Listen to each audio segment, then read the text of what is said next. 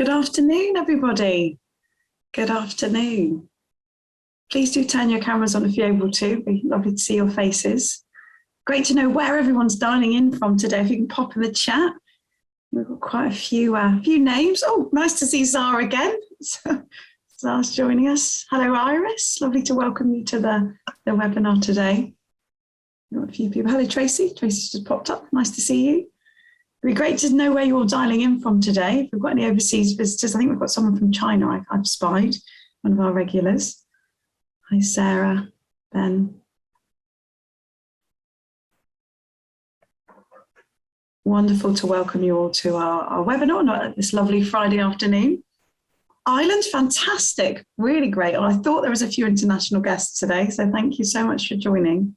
And we hope you find the webinar helpful. I'll just give people a few minutes to join and sign in before we get started so people don't miss anything.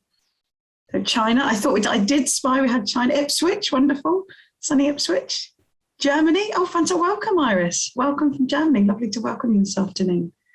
Also got some familiar faces. We've got Raquel. Welcome, Raquel. Nice to welcome you this afternoon.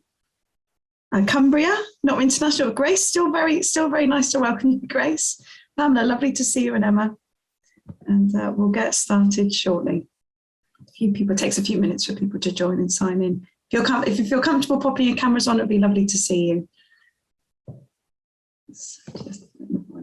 Okay, I think we'll get started. So welcome everybody to our fantastic webinar this afternoon. I'm absolutely thrilled to host something that's very passionate and something I care about is innovation entrepreneurship and how us as nurses and midwives and AHPs can get involved and be really part of that agenda. I'm Lucy Brown. I'm the Director of Nursing Midwifery Leadership Development here at the Florence Nightingale Foundation, obviously a nurse by background.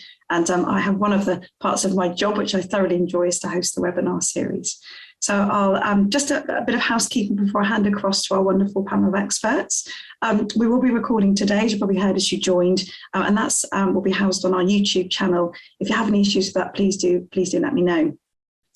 The idea is that we can share this far and wide because obviously people are on shifts. So please do share with your colleagues if they'll find it of interest. We're very much about sharing learning at the foundation. So please do take that opportunity. We will have some short presentations from Danielle, Rob and Lisa, who've kindly joined us this afternoon. There'll be an opportunity to ask questions then. If you don't feel comfortable asking a question in person, you can pop it in the chat and I can ask on your behalf. If you could kindly raise your electronic hand, which is at the bottom of the screen, and then we'll come to you in turn to ask questions at the end. But really, we want to really raise the agenda on innovation entrepreneurship and make nurses, midwives and HPs really recognise that we can be part of that. We're all innovators, aren't we? The moment we step out into practice, we're looking at ways to make a difference, and that's innovation. So I'm going to hand across to Lisa first, I believe. Lisa will be sharing her, Danielle. Is it Danielle first in the order? Running well, it's Lisa, isn't it? Thank you, Lisa. So Lisa's going to be sharing. Lisa Rickers is a fantastic, well, all of our panel are fantastic, but Lisa is the founder of the iCrowd, which is a grassroots community enterprise really focused on raising awareness on innovation entrepreneurship and really making sure that nurses, midwives and HPs get involved in this agenda. So really fantastic to welcome Lisa today. Lisa's also a nurse by background with huge amounts of experience and is one of the very first nurses to undertake the NHS Clinical Entrepreneurship Programme, which I'm sure she's going to share with us as well. We've also welcomed Rob Waterson, who is the Dean of Health, Sport and Bioscience at the University of East London and has really got really interesting work going on in their labs. And I've had the pleasure of attending the labs in East London. So if you get the opportunity, I would say grab it with both hands. Rob is doing some really amazing stuff and his team at the University of East London, which I'm sure he'll share with us as well this afternoon. And last but not least, I welcome Danielle Campbell, who has been an entrepreneur which helped to set up a nursing home care business from scratch in the UK, which has gone on to great success supporting the NHS in this country and other organisations. And we'll hear from Danielle about the trials and tribulations of setting your own business up and what we can learn from that as well. So I'm going to hand across to our wonderful panel and my friends, friends that we work, professional friends. So can I hand across to Lisa? You're going first, aren't you, from memory? Well, firstly, just to say thank you for inviting me today, just to share some of my reflections and experiences around innovation. And I thought I'd start at the beginning to say, it might sound a bit bleak, but I can reassure you it's going to get better.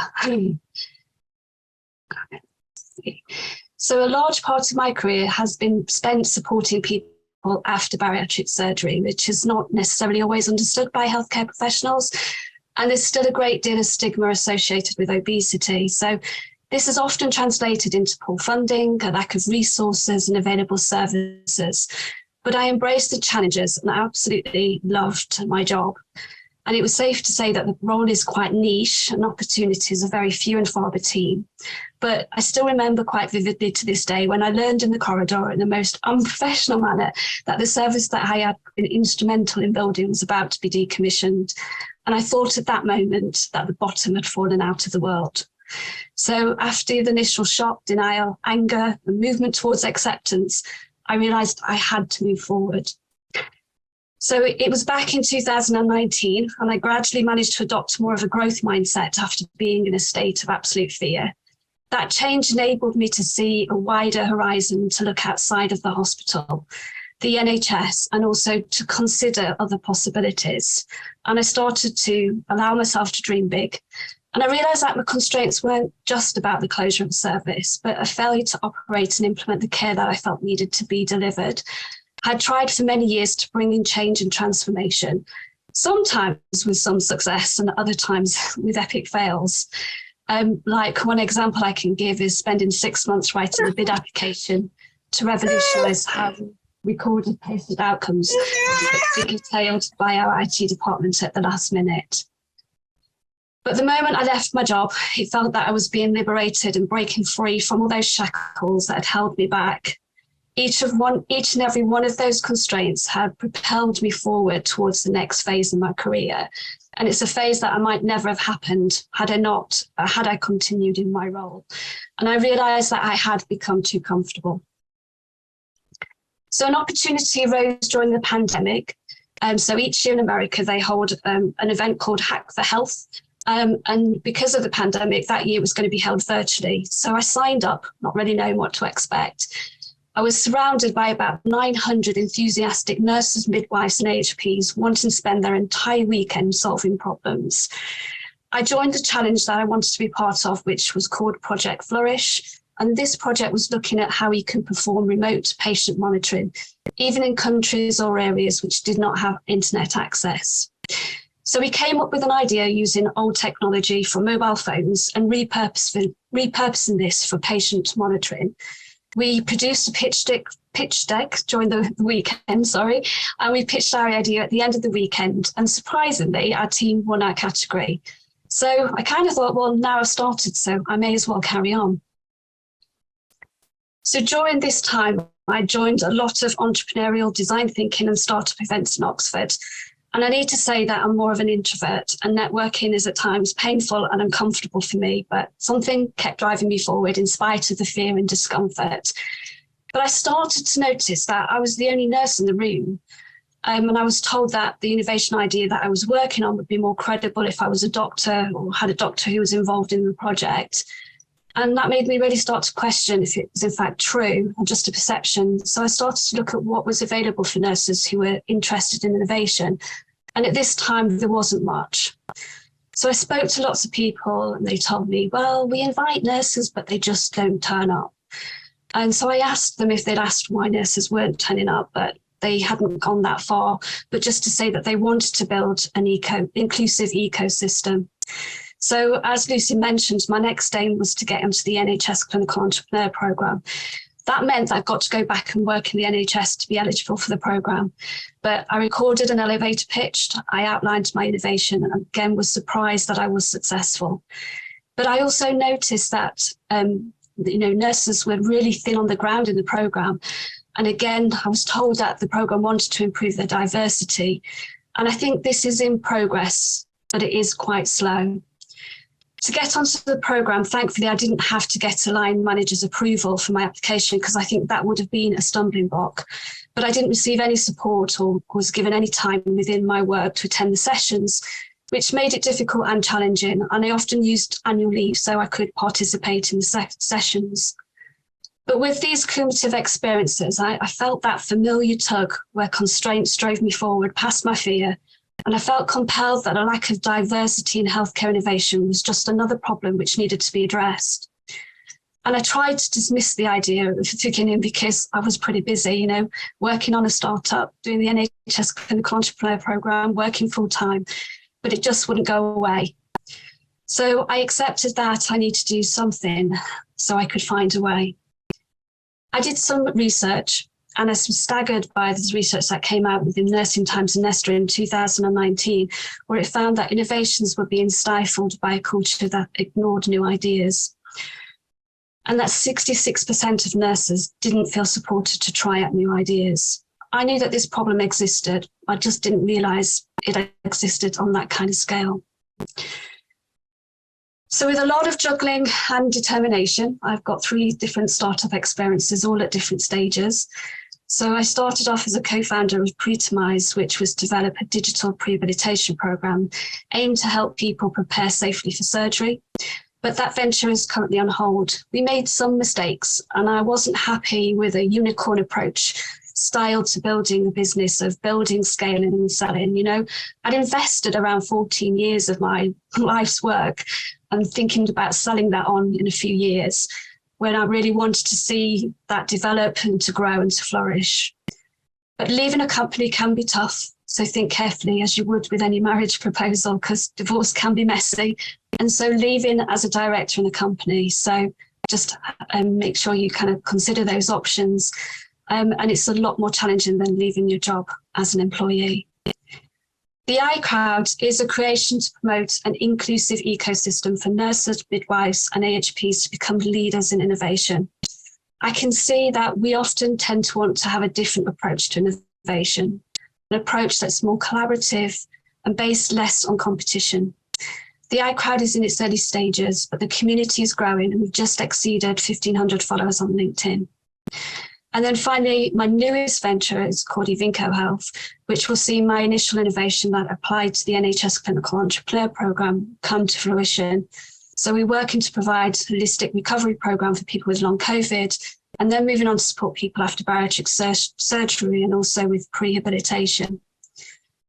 So it's a really exciting time, and I've learned many lessons, but I couldn't have done this without some support from my co-founders, the iCrowd steering group, and also a special shout out to my sister, who's obviously my biggest cheerleader, and I couldn't have done it without her. But innovation can be a tough environment, and let's face it, as nurses, we're already used to that. But there's something here that I just get blown away with the thought that what we might achieve if we created a supportive, inclusive, collaborative environment, and just what change we could make in the world. I've also just completed a professional performance coaching course with a company who supply coaches to the Formula One drivers. So I'm really excited that I can bring this to nurses, midwives and allied health professionals.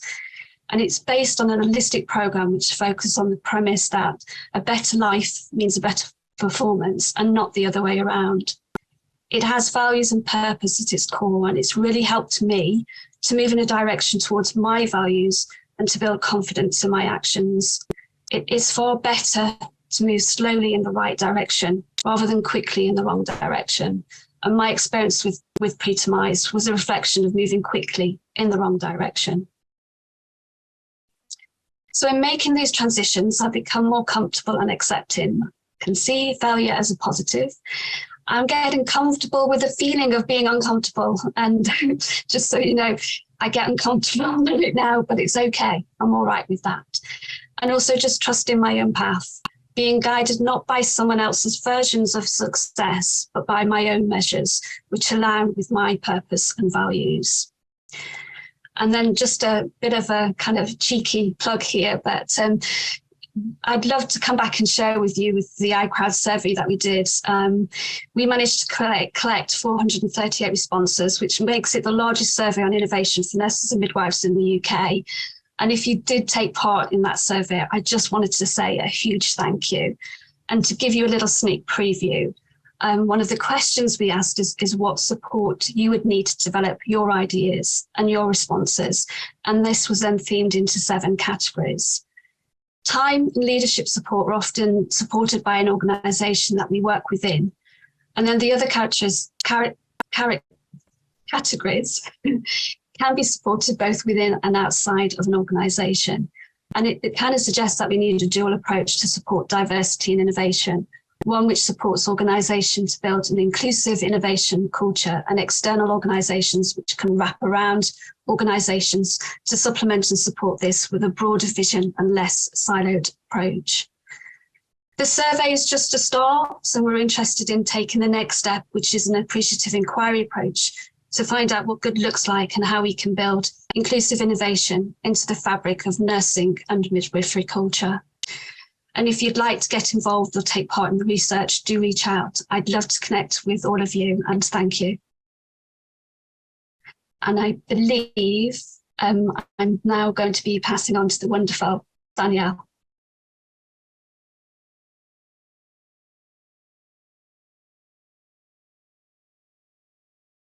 Thank you, Lisa. Sorry, I was trying to share my screen and unmute myself simultaneoly, which is not something I am innovative enough to be able to do at the same time. So thank you.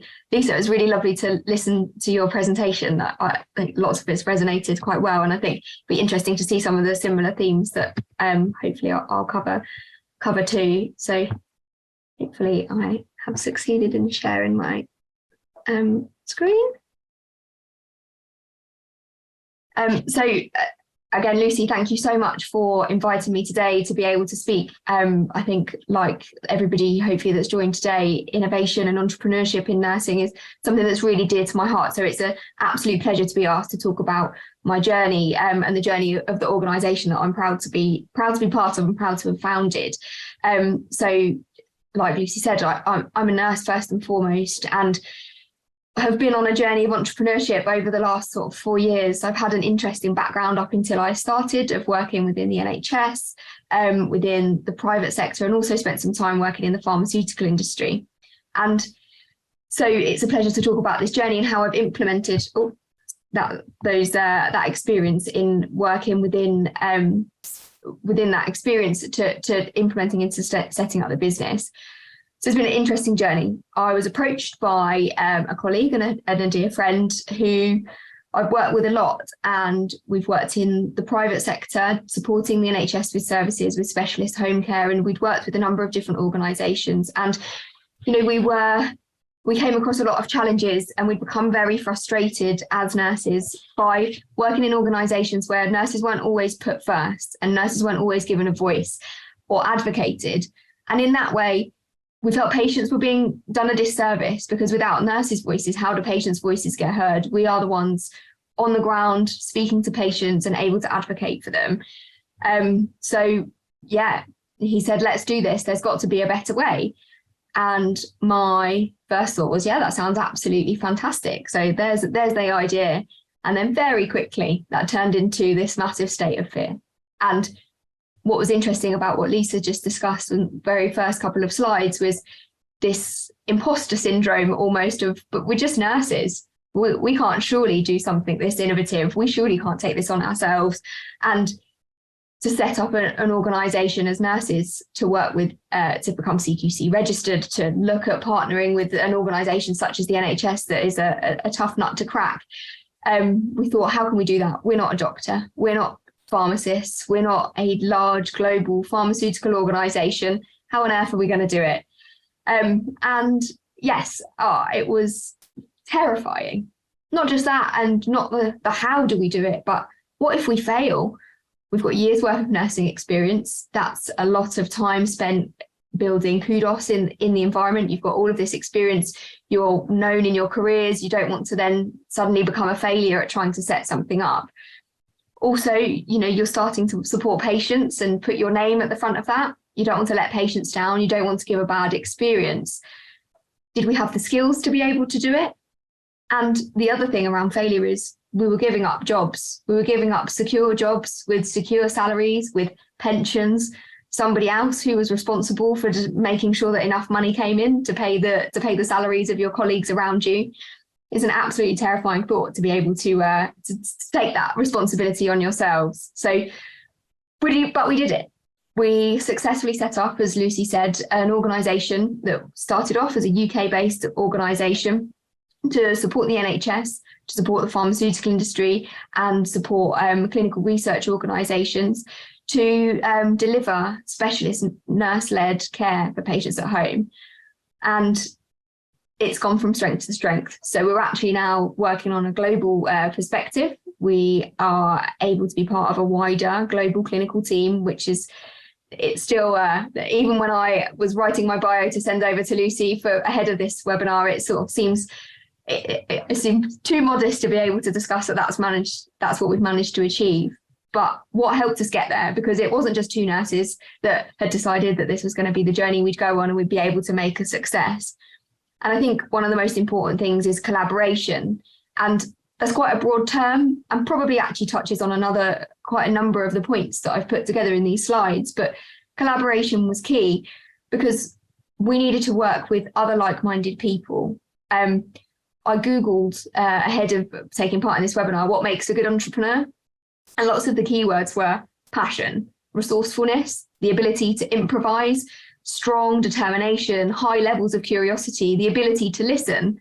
And I don't know about any of you, but that sounds a lot like how I describe a lot of nurses. So it felt crazy that we couldn't bring that skill as clinicians together to be able to achieve what we wanted, and actually made me think, yes, we can do this. And I don't know, in my career, nobody ever told me that we could be innovative. We could come up with something magical and wonderful ourselves. So it was amazing to sort of look at that and think, yes, why did nobody tell me that on day one of doing my my nursing degree, that these are all the things you need and this is what you could achieve. So that collaboration with other like-minded clinicians was really important, and getting the right nurses in at the right time that were of similar mind. But not just nurses, I'll admit we needed to have other people on board. If we didn't have a commercial support or financial support or marketing support, we probably wouldn't have moved out of a broom cupboard, and we probably would have spent all of the money that we had invested into the business within the first, or by the time we had the first Christmas party. So it was really important that we made sure we had that as well. And looking at all of those different skills has made us be able to achieve that. There's also something about recognition of limitations.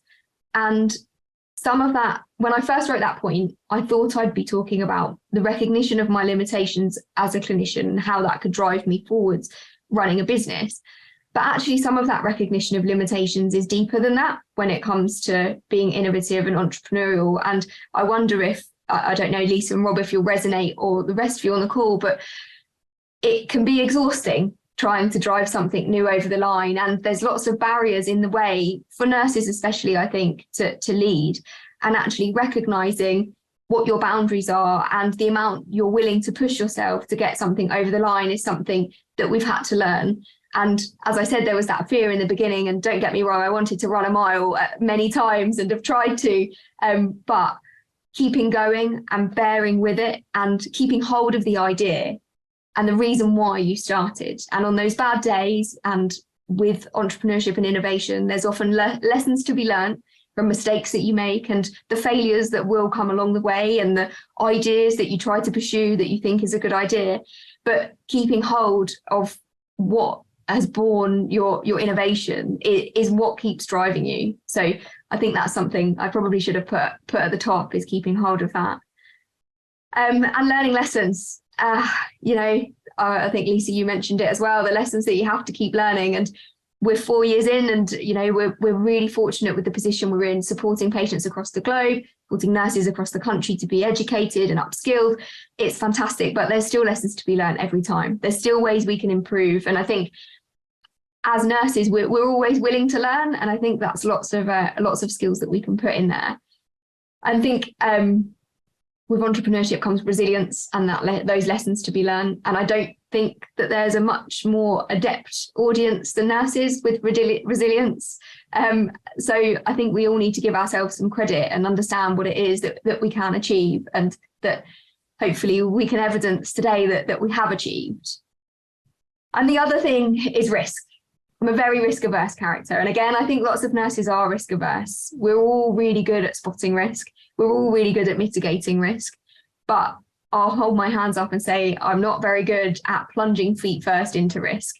But to be innovative and disruptive in the market that we're in, risks need to be taken. And I don't mean risks in patient care, that's absolutely not what we're there for, but actually recognizing risk and managing it.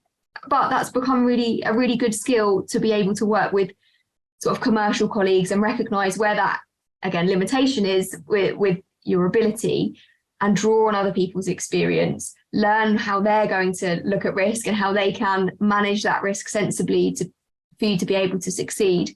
But then also, as a nurse, being able to spot the risk coming before somebody else can has been quite a thing that I've noticed. And I'm sure my colleagues from the commercial and financial team will give me credit for. But I think that's another real key thing for us to have recognised.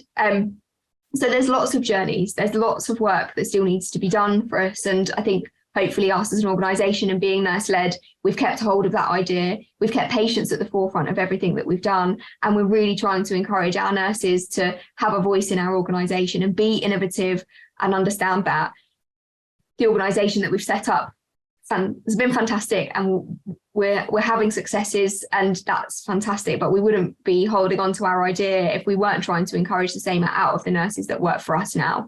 So we're fortunate to offer jobs to nurses across the world now, and want to bring out of them the same innovation that we're able to achieve, and push them out of their comfort zones to be able to support their patients and bring to life their ideas. So yes, keep beavering away, everybody. It's a fantastic time. You've got skills that you don't know you have. So hopefully we can attest to that. So thank you so much.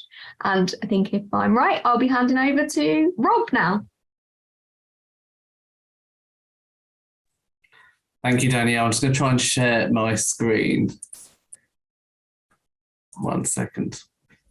Great. Can everyone see that okay? Yeah, great. I'm seeing some nods, so I'll start.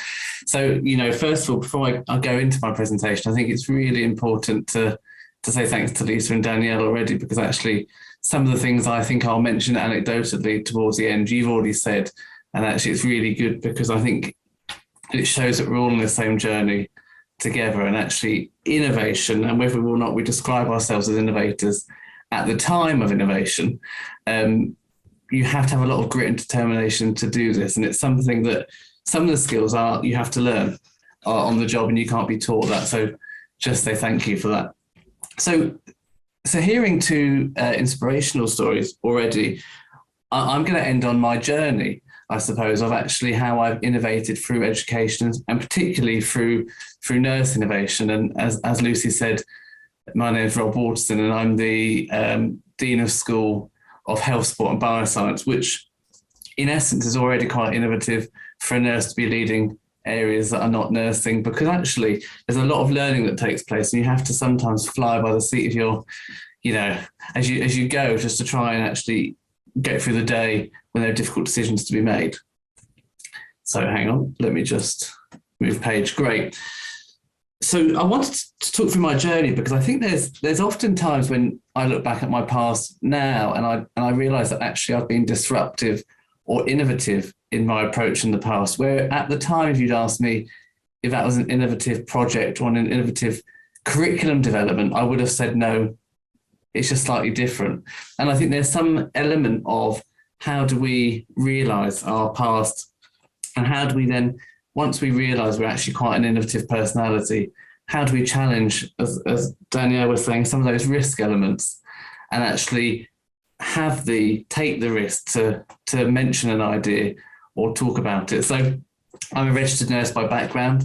I'm currently a Florence Nightingale Scholar this year, and that's really important to me to do something that's nursing based. I worked in theatres and in the Macmillan Cancer Unit, and that was my clinical background.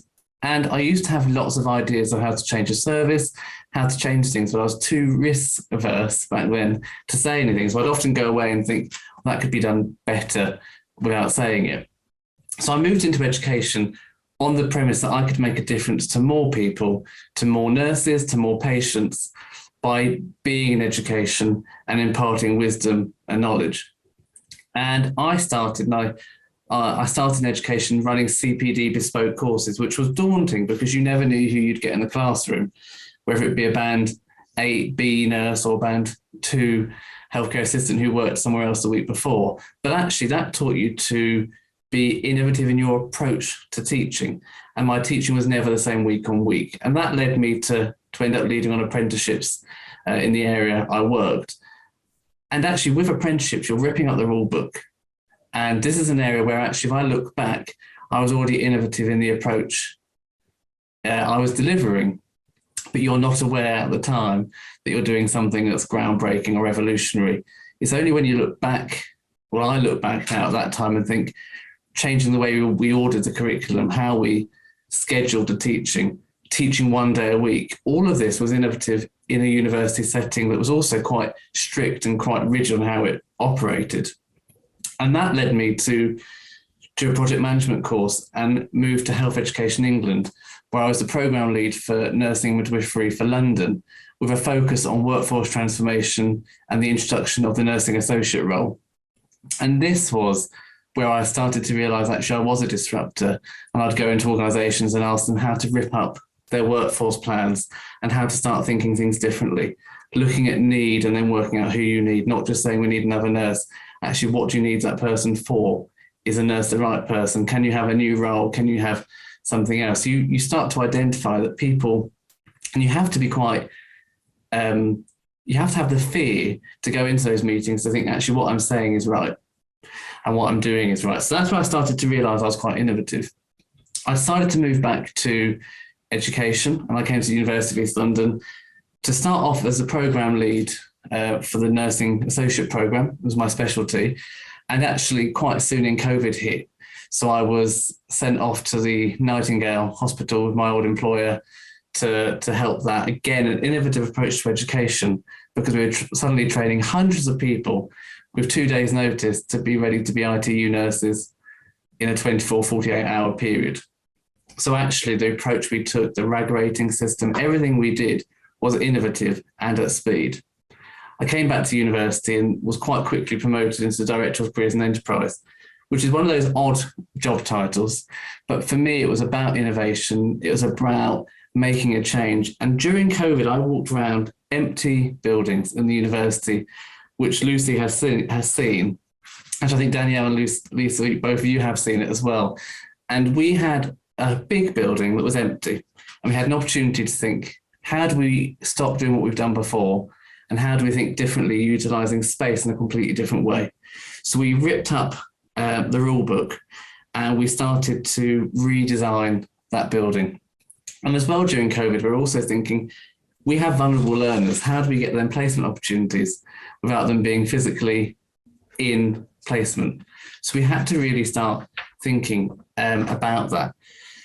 And one fateful day, and I say this in 2021 last year, my previous line manager, who was the dean at the time, Professor Jane Perry, if it wasn't for her, the innovation I've done in the last year with her help and assistance and her vision, our joint vision, would never have happened. And actually, that's why I enjoy working where I do.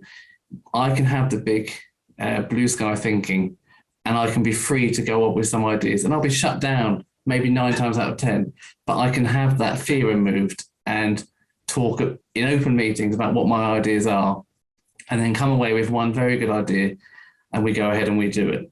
But having that space to do that is what's led me down to this role, to be able to lead a school through innovation as well and through change.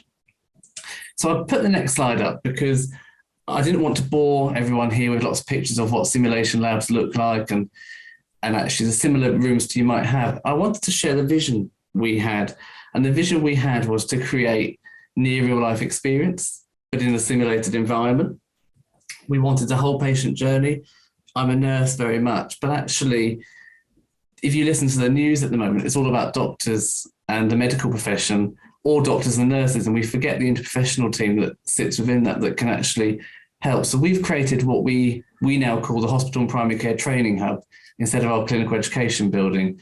And that slight name change is to make sure that we're demonstrating a building. We have an ambulance outside, and you arrive for our newly built A&E, and you can end up in a GP setting, you can end up in an ITU, a ward, and then back in a flat at the end when we discharged you. So we wanted to show the whole patient journey to all of our learners so that actually they get that real life experience with actors, with carers, as well as with simulated mannequins. We've invested in groundbreaking technology. Some of this technology, is scary, it's immersive, it's unknown, and it's developing. But actually, we're part of that picture to do this. And the interprofessional part is really important. So how have we been innovative from everyone else, I suppose? It's about thinking about what the future is. So everything in the building has been designed to be forward-thinking and planned for the future. So what I didn't want to do was we spent about £5 million so far on the rebuild of this. And what I didn't want to do was buy equipment that was already out. It was about buying what is the latest cutting edge technology that maybe isn't in the NHS at the moment or clinical settings, that's being trialed, being tested. How can we teach our learners how to use that? And by that approach, we're teaching our learners how to use future digital skills, communication skills in slightly different formats. So telemedicine, which happened overnight for everyone in the NHS, but how do we train people in these approaches so they meaningfully understand what they're doing? We're currently trialing some software to stop using paper documentation for learners, because everywhere I've worked in the past, we teach paper documentation, but you go to an NHS organisation and it's electronic. So let's give our learners those skills. So it's these small things that you can do to be innovative. And this is where I say, actually, some of it's about being disruptive and just changing how people think and how people want to teach. And Daniel, you were talking a minute ago about being exhausting. That's, I suppose, what I feel quite a lot. People often don't see the vision you have if you're innovative, and you can have those daily challenges. And I often find myself just thinking, yeah, should I just give up with this? Because actually no one sees my vision. They all just want to teach everyone in one room and not do any of this stuff because it's hard work. And you have to keep fighting through. So I suppose the last two things I want to say, as any advice to anyone who might be in a setting that you think you can't be innovative because it's an employment setting, it's not an entrepreneurial setting, is actually be prepared to fail. And when you're prepared to fail, you can, and Lisa said that already, so I've dotted that actually I'm glad we're all thinking about this. And it's being prepared to share ideas. So actually, if you're sat in a meeting, rather than sitting on your hands thinking, oh, I know better, I've got a really good idea, put your hand up and share your idea. It might be one that fails, that's not a good idea, but actually, how do you know it's a good idea if you don't mention it and air it? I've got lots of ideas that in the past I think would have been good, but no one else heard them, so we'll never know. So that's my parting advice, is always take the fear away and be risky with your entrepreneurial, obviously not to patients, but in that safe environment to try and work out how you might be able to make the change. So I'm going to hand back to Lucy now and stop sharing. Wow, I'm completely inspired, and I know all three of you well, but I'm feeling very, very inspired. Thank you so much for sharing your journeys and inspiring, and huge amounts of chat going on in the chat function, which is really great to see. I've got a couple of questions for you first, and I'm going to hand across to the audience, and I imagine there's lots of questions coming through. So if you're feeling bold and want to put your hand up and ask Rob, Daniel, or Lisa, or in fact, I think Stacey's in the audience as well, who's also a nurse entrepreneur, ask any questions or have any ideas, please get ready for it. But I just wanted to ask each of you Rob, really, just to come to you first, is how can we inspire the next generation of nurses and midwives to be nurse entrepreneurs and innovators? What can we do? What's in our power? Thanks, Lucy. So I think in education or in placements out in the actual clinical settings, it's about allowing young nurses, and by young, I mean new to the profession more than anything, the space to have those ideas. I think sometimes people don't realise what a small innovation could be. And when I worked in a previous institution, we had a module called Supported Learning and Practice. And some of the ideas I got from experienced healthcare assistants who were in a training environment was fantastic. It might have been a waiting room, changing how the chairs were laid out, but actually the impact that had. So for me, it's about giving people the space and allowing them to share their ideas, and I suppose giving them the courage to share, but the understanding that they won't be successful every time, and they might raise suggestions and they might get pushed back, and not to go back in the box and sit down, but actually to every time be questioning. Because actually to be a nurse, we follow the evidence and we're questioning all the time. And actually with innovation is exactly the same. Why are we doing it in that way? And start to explore.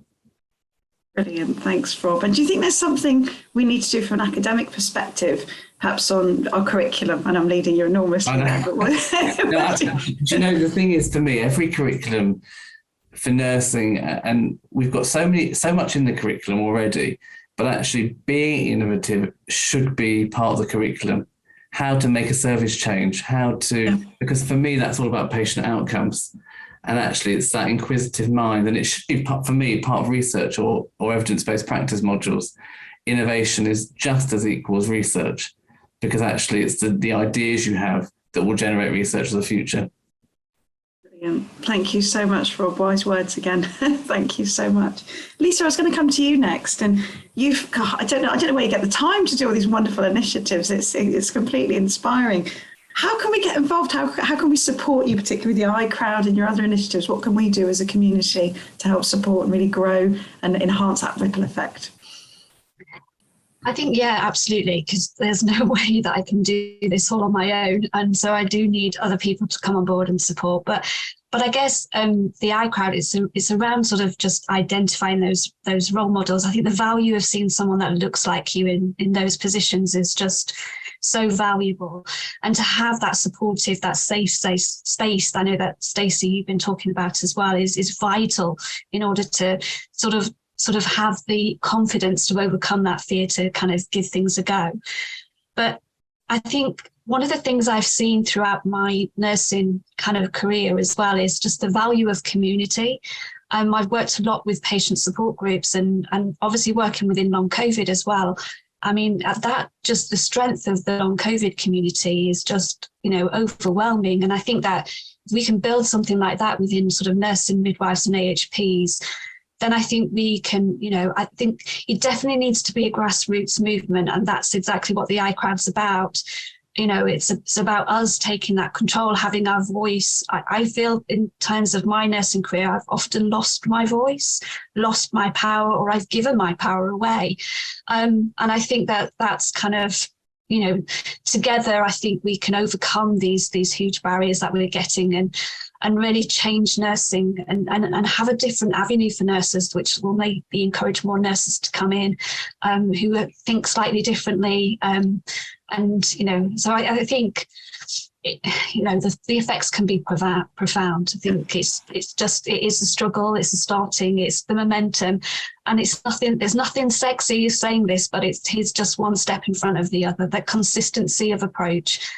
I know this through behaviour change, the power of just making those very small steps and then thinking where you're going to be in a year's time. So I think that we just need to continue. And I think I've got lost in the past of trying to do things at speed. And I think when you're creating a community and you're creating that sort of vision across a whole community, it takes time, and you have to sometimes let things grow organically as well.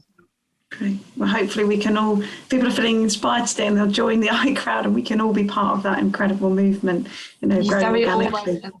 Thank you. But obviously share all the links with you as well. So don't worry if you missed the slide earlier. We'll share the slides and contact details. Thanks so much, Lisa. Thank you. Daniel, just one question from me and then we'll go out to the audience for questions. It's really, you talked about failure and setbacks and challenges, and goodness me, you must have had quite a few to then grow a global business. It's just phenomenal, and well done to you and the whole team. But how do you maintain your resilience? When you're feeling you get those setbacks, what do you do? What keeps you motivated and keeps you going? I'm sure the answer shouldn't be whine and moaning, but that does also help. But I think it's surrounding yourself with the right people. And I know, Lisa, you just spoke about community, and I think that is key. I think I certainly couldn't have been resilient enough to keep going if, absolutely, Stacey, I wouldn't have had the resilience to keep going had it not been for the community that was around me. So Ian, our managing director, is a huge driving force. Lucy, you know him well, and his level of positivity, it's impossible to let it get you down too much. But then also the nurses that we've employed and the thought of the patients and so, yeah, the nurses that we've employed, making sure you're with like-minded people, and that community sort of from positivity grows positivity. Everybody's there to keep you going.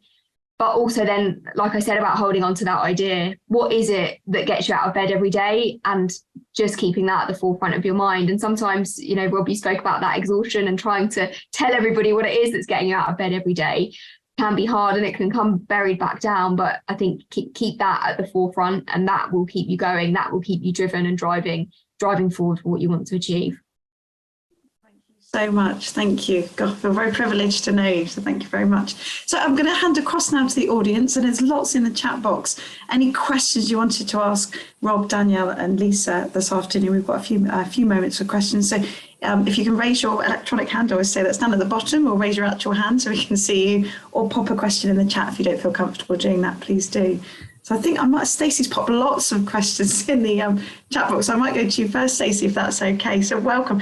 One of our F&F scholars and alumni, so it's wonderful to welcome you, Stacey. Thank you so much for joining us. And a fellow nurse entrepreneur. You've had huge success, haven't you, in the IT health tech area. So welcome, and over to you to ask a question. Thank you so much, Lucy, and thank you to the panel. It's been an absolutely amazing webinar, and I can't wait to get in touch with all of you individually. So I'm an F&F scholar this year. I work in acute NHS Trust as a CNIO. I'm also a nurse entrepreneur. I'm really intrigued about what you, the three of you, and actually four of you, because Lucy, I'm going to include you in this as well. I'm intrigued to know how the four of you think that organisations, whether that be the NHS, healthcare organisations, obviously we've got an international audience here, the government, obviously Rob, you've got experience in HEE. How can organisations break down the barriers to entrepreneurship? How can we promote, so I suppose that's one question, how can we promote nurses and midwives into the entrepreneurial roles? Good question. Who would like to go first? I don't want to take the floor, but happy to. Shall I ask Lisa first? I think Lisa's waving, so I think we'll get Lisa to go first, and then we'll hand across. I think Rob was ready too, so. Well, that's really interesting question, Stacey. And that's one of the things that we were trying to sort of unpick a little bit with the survey as well. And so there are some themes that's coming through in terms of what support's required. And then thinking about maybe having a framework as to so organisations can sort of work towards these things. But I'm really keen to do that sort of in a co-creation kind of way. So I think rather than just answer the question of what my thoughts are already, I'd really like to be able to explore that a little bit more, just because I think there'll be more value in that. But there are certainly some themes that came out of the survey result that we did in terms of what people was requiring or needing. And certainly, you know, one of the things that really stood out loud and clear in the survey was that people needed that sort of the buy-in from their line managers, that support element in order to take their idea to the next level. And without that, ideas never made it past, you know, the kind of probably just lying there in a graveyard somewhere. There's probably lots of those. But there was a mixed opinion in terms of, you know, people getting that. It wasn't available to everyone. So I think that needs to be looked at as to sort of why is that the case, and how can we make sure it's enabled to everyone across the board. Because you and I all know that ideas don't come from necessarily, you know, the top person. And often it's when you're working in something. You know, I always say that, you know, innovation loves constraints. So, you know, whenever when I feel really frustrated, I think, God, that's an opportunity to really kind of change something, because that's where the ideas spring from. So without that constraint, without those kind of frustrations, without those barriers, you know, I think those are the driving force. And let's face it, in nursing, we have them every single second, every single minute of every single day.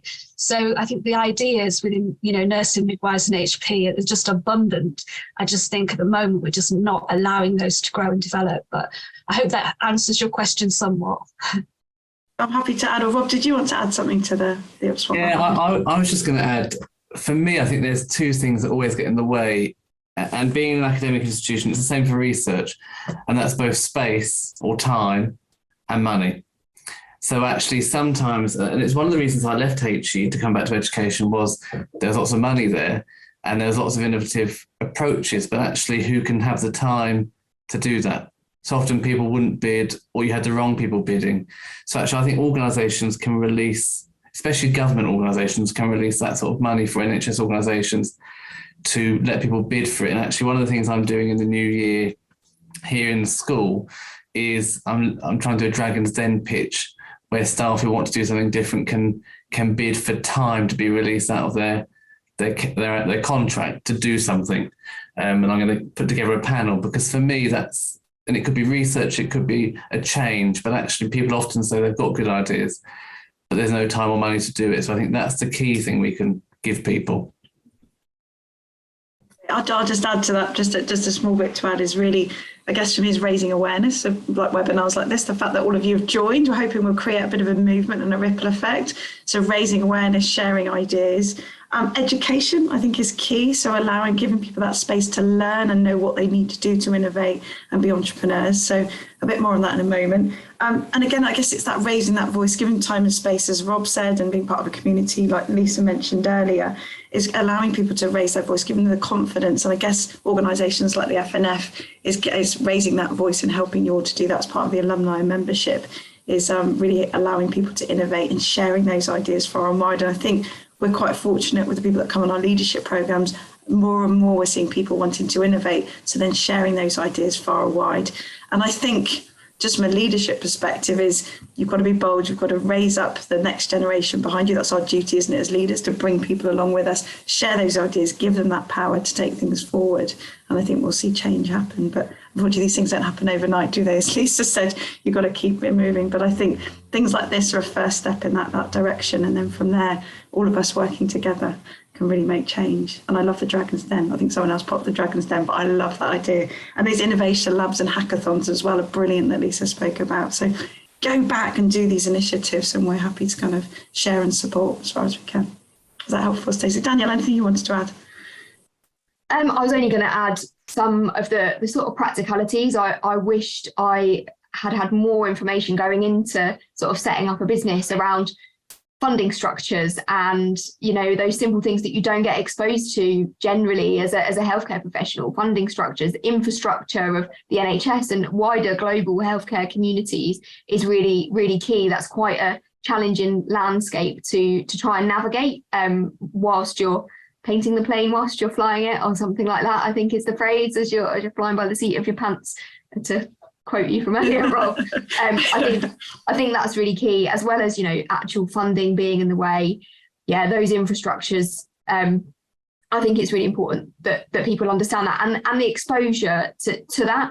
As an organisation, you know, we're still a fairly young organisation. We're able to allow our nurses to join us in sort of commercial meetings, look at how we're funding things, look at pricing structures, look at pathways and how we're setting up projects from, you know, idea to delivery with our customers and our partners in the NHS and wider. I think giving that extra exposure and allowing that is key. Danielle, thanks, Stacey. Thanks, Rob, and Lisa as well. And I've not been asked a question before, so thank you, Stacey. Put me on the spot there. That's good. I like it. Next, we've got Tracy. Welcome, Tracy from Ireland. It's lovely to see you today. Hi, guys. Thank you very much for a really inspiring session. I am originally NHS trained anyway, so I'm not a two-factor in Invader. That's why I'm so fond of it. You're welcome anyway, Tracy. Yes, welcome to all. So I currently teach undergrad nursing students, and I completely agree. I think the emphasis has always been kind of churn the research information into them. But I think if we just make them research literate as opposed to force feeding them research and getting them to do little projects, that's the way. And I think I always try, and because I have first years, I always try to get them to be politically active as well, because we can't just be sitting on the sidelines. Like, it used to kill me that, do you remember like even in the beginning of I was going to say Brexit, but don't mention the war. What's the other one? COVID. Yeah, the other disaster. But I remember the CNO was there at initially, you know, not hand in hand, but in tandem with when the government messages were going, health messages, and then she was eased out again because I know there's political things going on behind. But I think for nurses, it's really good if we can't be it till we see it. So we need to make sure that they know that they can be front and forward of all of these. And it's absolutely, I think now, Rob, we've hit the nail on the head. I think if I can kind of get them around the research idea. They have to be research literate, but they also have to be digitally literate. They have to also have lots of innovation and to fuel the innovation within them. That's what I think, inspire them. So I am inspired is what I'm trying to say. Brilliant. Take that forward. Let's start that ripple effect. Yes, yeah. Brilliant. Thanks so much, Tracy. Really some nuggets there for us to all take on board as well. There's a few questions in the chat box which I'll just answer. One of them around scholarships. So I'm really pleased to say got a couple of weeks left to apply for our digital scholarships. Are open for those nurses that work within England and Wales. Our digital scholarships are open until the 2nd of December. So that's an opportunity for you to come and innovate. We also have lots of other programmes that are available through the year, different commissions. So just to keep your eyes peeled on our website, and we'll share opportunities with you as well. And we're happy to support you through that. I think Grace has asked, if you're happy to ask Grace, or happy for you to ask if you wish. Yeah, that's fine. It's just what you were saying there, Danielle, and if anyone else has, I think, we speak about as nurses, we do these little projects sometimes where we work and when we're students, but actually, business plans, financial structures, they just don't feature particularly when you've worked in the NHS, and it just kind of happens. You just don't see any of the behind. So if you've got any kind of useful resources or tips for anyone writing a business plan or looking at those financial structures. I don't know if we've got anything in particular resource wise off the top of my head, but I'd be more than happy if anybody wanted to talk to me personally. I think Lucy's going to share contact details, but also the wider team that we work with. I'd be lost without my team that do put together the business plans, my commercial colleagues that put together the funding structures for the projects that we work on. We'd be more than happy to share some of that, and maybe some of the templates of how we do start to look at that risk management of finances and all of those things that I never thought, if you'd have asked me 7 years ago or something, if I'd had to understand whilst I was on a chemo unit cannulating a patient, that I'd be thinking about, Grace. But yeah, please do reach out, and then whatever we can do to support, we'd be more than happy to do that. Because you're running around getting from the beginning of the day to the end of the day. You don't start thinking about how what you're doing is being funded. In most cases, absolutely. And Lucy, do you mind if I just add in? No, not at all, please do. The other advice I was given, actually, when I worked at HCE, was you don't always have to do everything yourself. Sometimes in bigger organisations, if you're lucky, you're not setting up on your own, is to just find the right team. So it could be business intelligence, it could be finance. I do it in this job. I'll ring up people and I'll say, I need to do X, Y, and Z. How do I do it here? What do I need to fill in? What's the template? How do I do it? And then you sense check with people. So that's what I've always been told. I think I've spent a long time trying to do a lot of stuff on my own. And, I've had no finance training, but you suddenly end up managing a huge multi-million-pound budget thinking, how's this happened? And it falls into nurses' hands often. So I always think, actually, how do we then have to be innovative in our approach to learning? So that's what I just ask people. Thanks, Rob. Really helpful. I'm so sorry we've run out of time. I don't know about you. I don't know where the last hour's gone. Absolutely loved this session. So thank you so much. Huge thank you to all of you in the audience. It's been wonderful. What a wonderful interactive session we've had. Huge thanks and gratitude to Danielle, Rob and Lisa. Thank you so much for joining and being part. We've been working together for quite a while now on different initiatives, so it's absolutely wonderful to work with you and share what you've done and achieved with a wider audience. Just something to let you know, we're really, really proud to let you know we'll be launching an Innovation and Entrepreneur bite-sized module for you online that'll be open for our members. So all our member organisations will access initially. So please do, we'll be launching that next month. And with your kind of questions today, we will also be looking at producing kind of longer programmes as well, and bringing innovation into all of our programmes in the future as well. So just to make you aware of that. And as Stacey rightly says, we also have a digital book coming soon, which has been penned by our very own Professor Gemma Stacey and Natasha Phillips and Dawn Dowding as well. So that's coming soon and being published by Elsevier. So lots and lots of initiatives going on that you can get involved in. And if any of you are coming to our members event on Monday, we'll be running a round table on innovation as well. So hopefully I'll see some of you there face to face, which will be very unique. So thank you so much for joining. best of luck to all of you. Let's go back and make change, and let's be part of that big ripple effect. We'll share all the slides with you. The recording will be edited and be out with you in a couple of days. Please do get involved, and we'll share all our contact details as well. Take care. Have a good weekend when we get there. Take care all. Thanks very much.